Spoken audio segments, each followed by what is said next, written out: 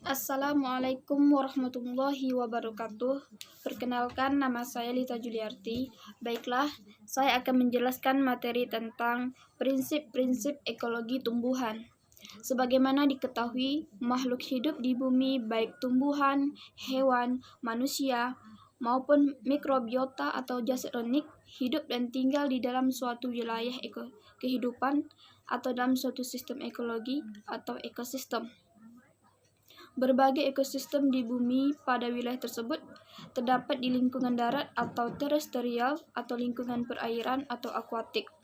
Wilayah kehidupan tersebut dinamakan biosfer atau ekosfer. Selanjutnya, konsep ekosistem. Istilah ekosistem pertama kali diusulkan oleh seorang ahli ekologi berkebangsaan Inggris bernama A.G. Transley pada tahun 1935. Meskipun tentu saja konsep itu sama sekali bukan merupakan konsep yang baru, terbukti bahwa sebelum akhir tahun 1800-an, pernyataan-pernyataan resmi tentang istilah dan konsep yang berkaitan dengan ekosistem mulai terbit cukup menarik dalam literatur ekologi di Amerika, Eropa, dan Rusia.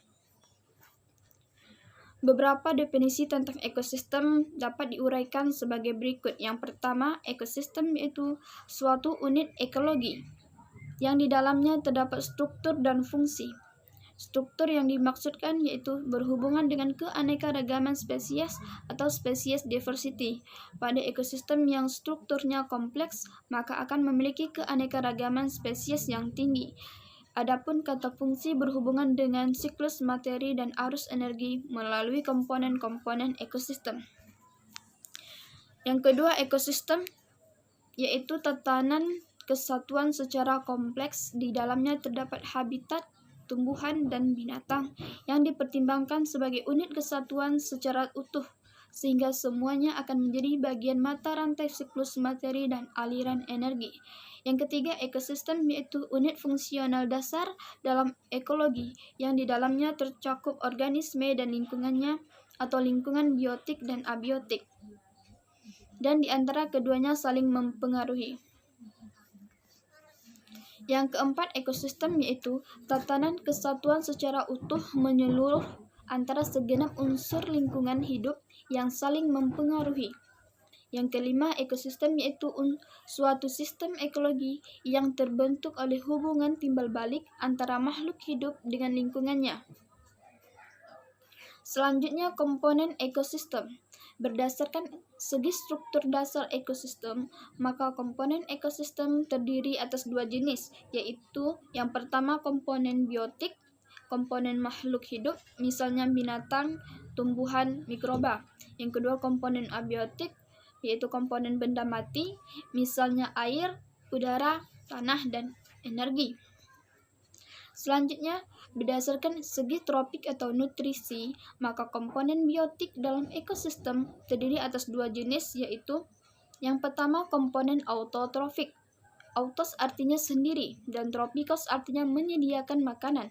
Komponen autotrofik yaitu organisme yang mampu menyediakan atau mensintesis makanannya sendiri berupa bahan organik berasal dari bahan-bahan anorganik dengan bantuan klorofil dan energi utama berupa radiasi matahari. Yang kedua, komponen heterotrofik. Hetero artinya berbeda atau lain, dan tropikos artinya menyediakan makanan. Komponen heterotrofik yaitu organisme yang hidupnya selalu memanfaatkan bahan organik sebagai bahan makanannya, sedangkan bahan organik yang dimanfaatkan itu disediakan oleh organisme lain. Selanjutnya, Odum dan Reso Sudarmo mengemukakan bahwa semua ekosistem apabila ditinjau dari segi struktur dasarnya terdiri atas 4 komponen. Yang pertama komponen abiotik atau non-hayati, yaitu komponen fisik dan kimia yang terdiri atas tanah, air, udara, sinar matahari, dan lain sebagainya yang berupa medium atau substrat untuk berlangsungnya kehidupan. Yang kedua komponen produsen, yaitu organisme autotrofik yang pada umumnya berupa tumbuhan hijau, produsen menggunakan energi radiasi matahari dalam proses fotosintesis sehingga mampu mengasimilasi CO2 dan H2O dan menghasilkan energi kimia yang tersimpan dalam karbohidrat. Yang ketiga, komponen konsumen, yaitu organisme heterotrofik, misalnya binatang dan manusia yang makan organisme lain. Jadi, yang disebut sebagai konsumen adalah semua organisme dalam ekosistem yang menggunakan hasil sintesis atau bahan organik dari produsen atau dari organisme lainnya. Konsumen dapat digolongkan ke dalam konsumen pertama adalah golongan herbivora, yaitu binatang yang makan tumbuhan hijau. Yang kedua, konsumen kedua adalah golongan karnivora kecil dan omnivora. Karnivora kecil yaitu binatang yang berukuran tubuh lebih kecil dari karnivora besar dan memakan binatang lain yang masih hidup. Yang ketiga, konsumen ketiga adalah golongan karnivora besar atau karnivora tingkat tinggi. Karnivora besar yaitu binatang yang memakan atau memangsa karnivora kecil, herbivora maupun omnivora. Misalnya singa, harimau, serigala, dan burung raja wali. Mikro konsumen adalah tumbuhan atau binatang yang hidupnya sebagai parasit, scavenger, dan saproba. Parasit merupakan tumbuhan atau binatang yang hidupnya bergantung kepada sumber makanan dari inangnya. Sedangkan scavenger dan saproba hidup dengan memakan bangkai binatang dan tumbuhan yang telah mati. Yang keempat, komponen pengurai, yaitu mikroorganisme yang hidupnya bergantung kepada bahan organik dari organisme mati atau binatang, manusia, dan tumbuhan yang telah mati. Mikroorganisme tersebut pada umumnya terdiri atas bakteri dan jamur. Selanjutnya, keseimbangan dalam ekosistem. Menurut Irwan, ekosistem itu mempunyai keteraturan sebagai perwujudan dari kemampuan ekosistem untuk memelihara diri sendiri, mengatur diri sendiri, dan dengan sendirinya mengadakan keseimbangan kembali. Keseimbangan yang terdapat dalam suatu ekosistem disebut homeostasis, yaitu kemampuan ekosistem untuk menahan berbagai perubahan dalam sistem secara keseluruhan. Keseimbangan ekosistem itu diatur oleh berbagai faktor yang sangat kompleks. Faktor-faktor yang terlibat dalam mekanisme keseimbangan ekosistem antara lain mencakup mekanisme yang mengatur penyimpanan bahan-bahan, pelepasan hara, pertumbuhan organisme dan populasi, proses produksi serta dekomposisi bahan-bahan organik. Selanjutnya, habitat dan relung. Istilah habitat dapat juga dipakai untuk menunjukkan tempat tumbuh sekelompok organisme dari berbagai spesies yang membentuk suatu komunitas. Dalam hal seperti ini, maka habitat sekelompok organisme mencakup organisme lain yang merupakan komponen lingkungan atau komponen lingkungan biotik dan komponen lingkungan abiotik. Di dalam habitat, setiap makhluk hidup mempunyai cara tertentu untuk hidup. Misalnya burung yang hidup di sawah, ada yang makan serangga, ada yang makan buah padi, ada yang makan katak, dan juga yang makan ikan. Cara hidup organisme seperti itu disebut relung atau niche. Relung atau niche menunjukkan peran fungsional dan posisi suatu organisme dalam ekosistem. Selanjutnya, energi dalam ekosistem. Energi didefinisikan sebagai kemampuan untuk melakukan usaha atau kerja. Misalnya, manusia memerlukan energi untuk berjalan, untuk berpikir, dan untuk aktivitas lainnya. Bentuk-bentuk energi yang nyata berguna bagi organisme hidup dapat berupa energi mekanik, energi kimia, energi radiasi, dan energi panas. Energi tersebut diciptakan pertama kali pada tingkatan produsen, yaitu tumbuhan hijau, dengan mengubah energi matahari ke dalam bentuk energi potensial. Energi potensial adalah energi yang tersimpan dan dapat digunakan untuk melakukan kerja, contohnya protein, karbohidrat, dan lemak. Adapun energi kinetik merupakan energi yang terlepaskan atau energi yang dibebaskan oleh organisme berupa energi gerak. Selanjutnya, hukum termodinamika. Perlu diketahui bahwa energi di alam bebas atau di dalam ekosistem ini tunduk pada hukum termodinamika, yaitu hukum termodinamika pertama. Hukum termodinamika pertama berbunyi, energi dapat diubah dari satu bentuk energi ke bentuk energi lain, tetapi tidak pernah dapat diciptakan atau dimusnahkan.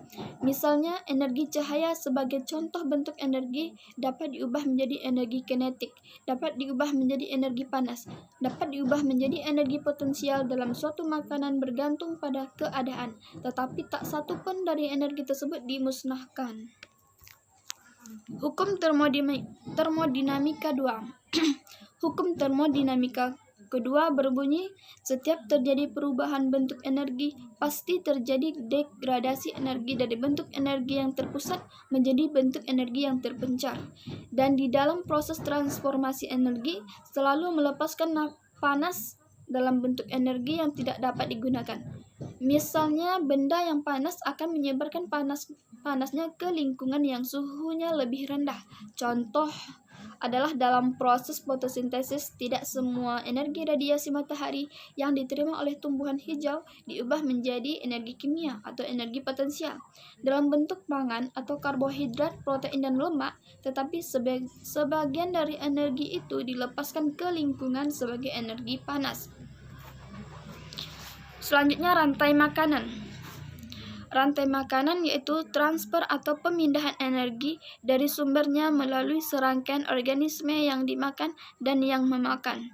Mengingat energi makanan itu ada dalam bentuk energi kimia atau energi potensial dan di dalamnya mengandung energi dan materi, maka rantai makanan dapat didefinisikan sebagai transfer atau pemindahan energi dan materi melalui serangkaian organisme. Selanjutnya, pada prinsipnya, rantai makanan dapat dibedakan ke dalam 3 kelompok. Yang pertama, rantai pemangsa, yaitu pemindahan energi dan materi dari produsen atau tumbuhan ke binatang kecil, kemudian ke binatang yang besar, dan berakhir pada binatang yang paling besar. Kedua, rantai parasit, yaitu pemindahan energi dan materi dari organisme besar ke organisme kecil. Yang ketiga, rantai saprofit, yaitu pemindahan energi dan materi dari organisme mati atau bahan organik ke mikroorganisme atau jasad renik. Selanjutnya, jaring makanan. Jaring makanan yaitu hubungan dari berbagai rantai makanan. Semua rantai makanan dalam suatu ekosistem tidak berdiri sendiri, melainkan saling berkaitan antar rantai makanan. Bahkan di dalam ekosistem, ketiga kelompok rantai makanan saling berkaitan. Dengan kata lain, jika tiap-tiap rantai makanan yang ada di dalam ekosistem disambung-sambungkan dan membentuk gabungan rantai makanan yang lebih kompleks, maka terbentuk jaring makanan. Selanjutnya, tingkat trofik. Dalam ekosistem alam dikenal adanya tingkat trofik suatu kelompok organisme. Menurut tingkat trofik menunjukkan urutan organisme dalam rantai makanan pada suatu ekosistem. Oleh karena itu, berbagai organisme yang memperoleh sumber makanan melalui langkah yang sama dianggap termasuk ke dalam tingkat trofik yang sama. Berdasarkan atas pemahaman tingkat trofik, maka organisme dalam ekosistem dikelompokkan sebagai berikut. Tingkat trofik pertama yaitu semua organisme yang berstatus sebagai produsen. Tingkat trofik kedua yaitu semua organisme yang berstatus sebagai herbivora atau konsumen primer. Tingkat trofik ketiga yaitu semua organisme yang berstatus sebagai karnivora kecil atau konsumen sekunder. Tingkat trofik keempat yaitu semua organisme yang berstatus sebagai karnivora besar atau karnivora tingkat tinggi.